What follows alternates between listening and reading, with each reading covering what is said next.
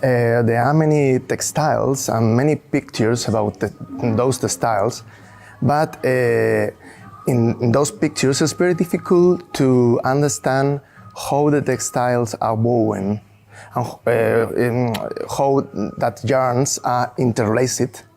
It's very difficult to get this info. And due to this, in CellNow, we are going to develop a virtual loom that are going to process those images, and with the image content and with the help of the ontology data, are going to be able to generate and display a 3D model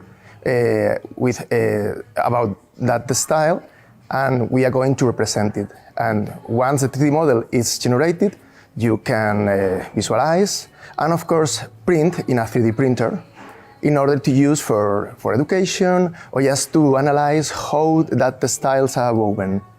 This is one reason that is very important, 3D visualization. On the other hand, we are going to manage in our project many data that are going to evolve during the time. And it's very difficult to see all this data in a single picture. Due to this, we need to use 3 dimensions, even more dimensions, to represent all the data and its evaluation during the time.